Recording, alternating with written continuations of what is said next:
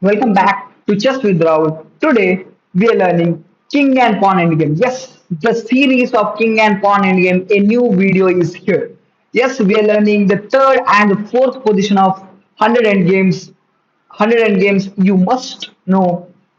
Without any further ado, let's get started. Yeah, so this is the third position we are going to look into. So, which is from one of the position from the 100 games a player must know. So in this position, I think everyone knows this. A pawn and a H pawn is always a draw. You can't win a pawn and H pawn when your opponent king is already in the corner.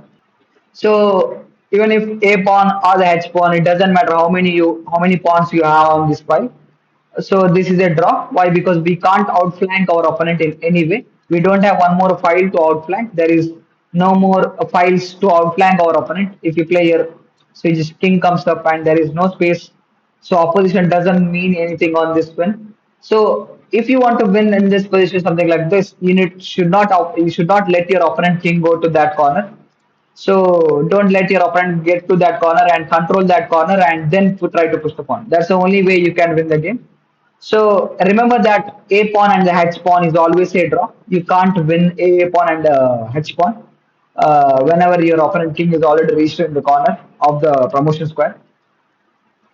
So yeah, if you continue, it's just going into the stalemate, and there is nothing else.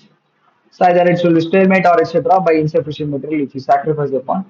So there is nothing else. So that would be a draw.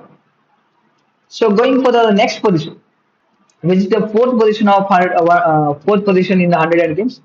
So in this position, this is a B pawn and B pawn and G pawns.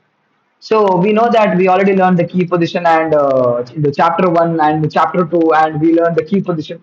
So we know that how to win these positions. So which is very easy.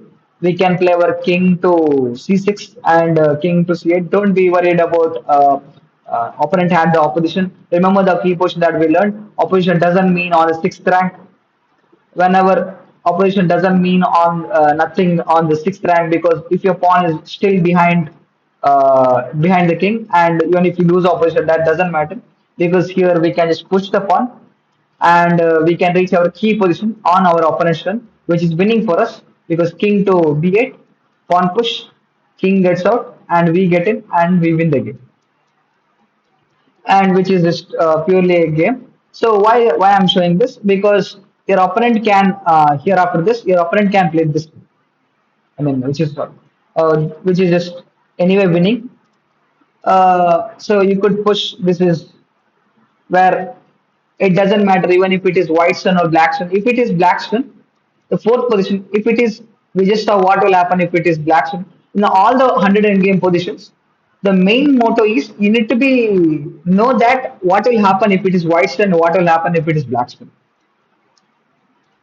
So now, if it is black stone, the black has to sidestep anywhere. Okay, maybe let me say that corner, trying to make a attempt of stalemate, which doesn't quite work, because after king to c7, the king has to come to a7, then pawn push, king goes to the corner, and I push and I promote to a queen or the rook, and I checkmate my opponent.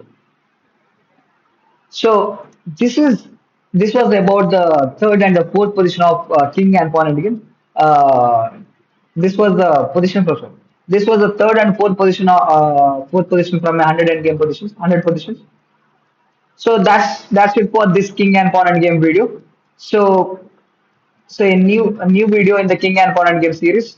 There will be more videos on king and pawn end game, and you can improve your end game skills, and you can win more games. And yes, that's it for this video. I will see you in the next one.